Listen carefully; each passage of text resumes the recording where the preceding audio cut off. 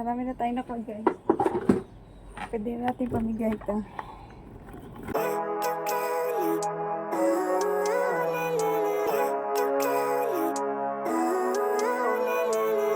Living life, every day, late at night, not okay, all I want. Hello guys, magandang umaga. Ay, tanghali na pala. It's another day, another vlog. So today guys, it's just a short day today. A short day, short vlog. So as I sa aking, what do you call this? Story. Sa aking short vlog videos. Ayan, may mga cherries yan dito sa kapitbahay namin. And today is gloomy. May parating daw na typhoon. Sabi this Friday, but so far so good naman yung weather namin. I mean, hindi siya ganun. Talagang tuloy-tuloy yung ulan. Nag-stop siya. And thank you Lord dahil ganun. So, mag-harvest tayo na. Dami kong chika dia. Mag-harvest ako ng konti. Ng konti. Ng lychee. Kuha tayo. Kasi actually guys, kwento ko sa inyo.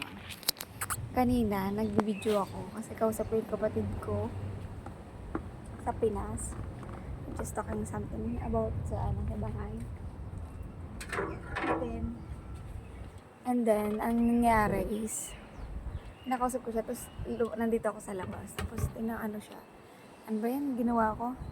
Kumuha ako ng lychee, pinakita ko na may lychee dito sa sa kabilang bahay, sa kabilang bakod namin may mga lychee. And sabi ko, minakita ko sa kanya, and then habang kumukuha ako ng lychee na isa, tumitingin lang naman ako, hindi naman ako parang kumukuha lang ng isa, tinikman ko. Bago ko siya, habang binubuksan ko siya, nagulat ako, may nagsalita dito sa doon sa kabila, may nagsalita. Nagulat ako, may ari pala. Tapos sabi niya sa akin, sige lang kuha. Parang hindi ko siya na Chinese yung salita niya. Pero, ang pagkakaintindi ko, sabi niya, kuha lang daw ako. Tapos, parang sabi niya, get ka lang. Tapos, pwede yung pamigay mo, kuha ka, tapos pamigay mo sa mga kaibigan mo, pangyaw. Pangyaw kasi, friends. So, ayun. So, si ate sa taas, yung sa third floor, Pilipina kasi, umuwi sila galing school ng alaga niya. And sinabihan ko siya, te, pwede tayo kumuha ng lychee. Diba? Kasi, may may basbas pa ng amo. Ng may-ari. So, ayan. Kuha tayo. Try lang natin bago tayo lumayas. Magkuha tayo dito lang sa malapit. Try natin.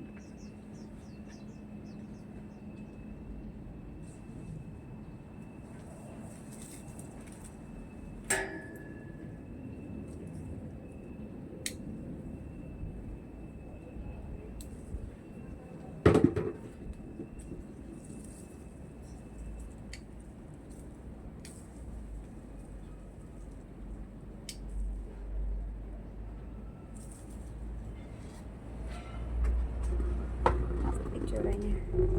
Ayan.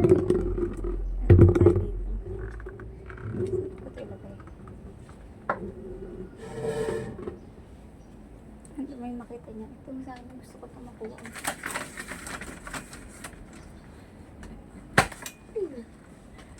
Ito makuha. Gusto ko makita. Makuha ito.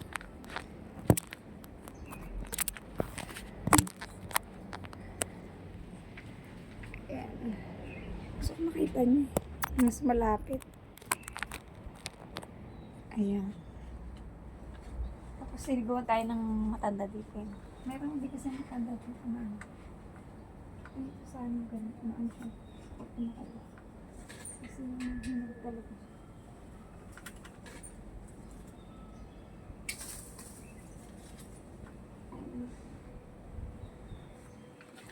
Hindi laki pa. Ano din tayo sa mga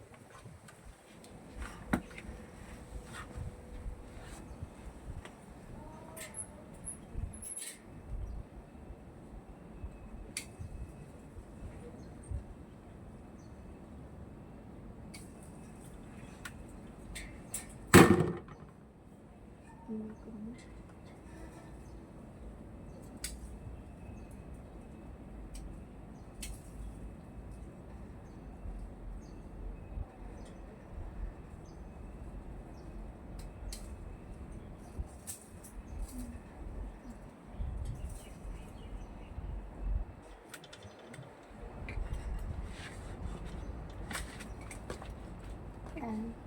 May mga hinog na talaga siya.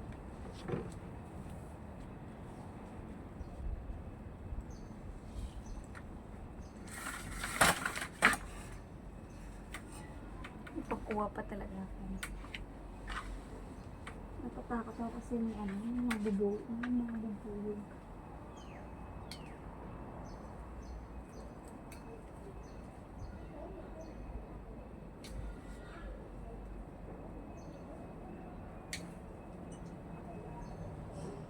Yung iba nagpuputok na siya.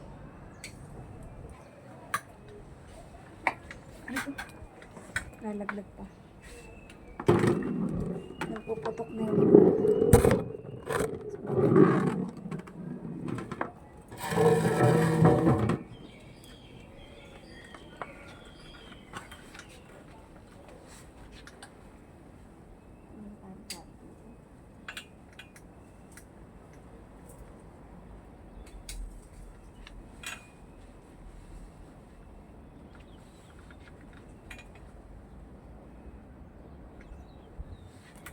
Yung mga talaga hinog na hinog.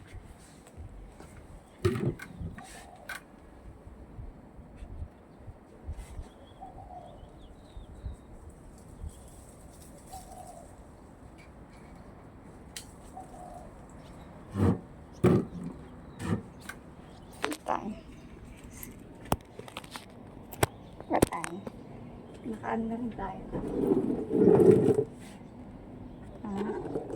Actually, yung brother ng amo kong babae is meron siyang binigay dito the other day na mga lychee din. At yung sa nilipatan nila ate, yung dating ko kasama sa kwarto is may lychee tree din doon. So, meron din sila.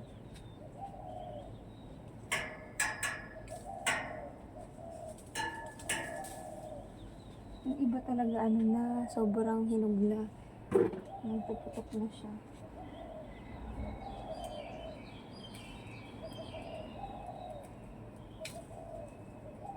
May basbas naman tayo ng may-ari.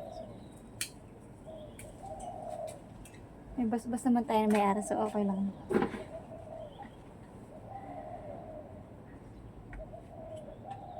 Ano ba to? Asan ba to? Ano ba ito? Hindi lang natin maabot ang ating kabayan.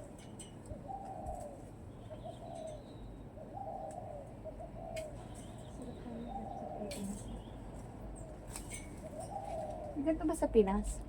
Tumutubo ba ito sa Pinas? I think so, no? Meron. Tropical country kami. Tayo. Hindi ko na maabot yung iba.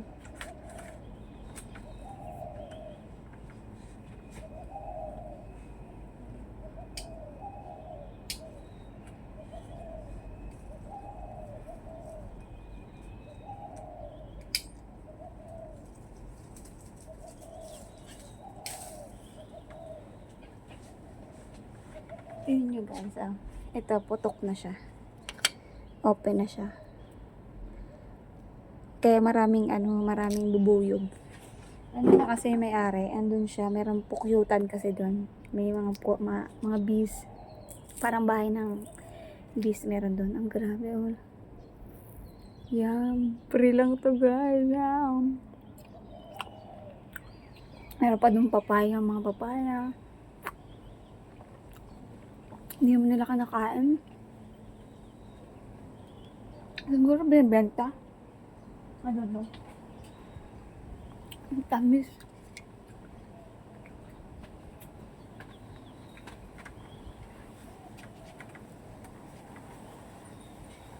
Tapos ko naman tayo.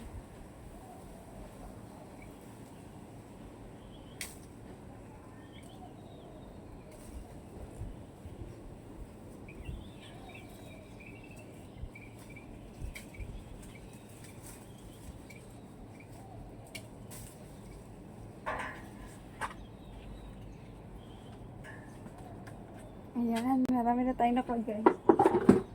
Pwede natin pamigay ito. Keep natin to tapos bukas uli. Kasi kailangan ko na umalis. Ayun lang guys, nakita ko sa inyo ang ating pinanguha, lychee. Lagay ko na ito sa kwarto. Tapos mamaya ko na lang siya ayusin ulit. Diba? Tapos ayun yung mga tanim dito. Ayun yung sa likod ng bahay namin. Puro mga tanim hindi pala. Puro mga tanim yan. May nakita nga ako doon parang kamatis yun eh. Parang cherry tomato yun oh. Nakakita nyo ba yun? Parang cherry tomato yan. Tapos, ayan, prutas din to. Ito, ayan. Prutas din yan. Nakita ko yun sa palengke. But I don't know what is that. Meron pa yan doon sa kabila yan. Kasi may mga tanim-tanim nga dito na mga ano. Sarap. Gusto ko ayan. Yan yung pangarap ko. Ay, nakita niyo yung mga paniki. Ay, yung pangarap ko na lugar. Alam mo yun, yung pwede ka magtanim, whatsoever. Ganon. Ito, lagyan natin sa plastic ang ating napanguha. Lagyan sa plastic.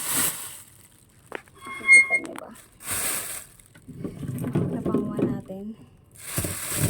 Ayan, parang mahal din to sa palengke. $20 yung isang bunch na ganun.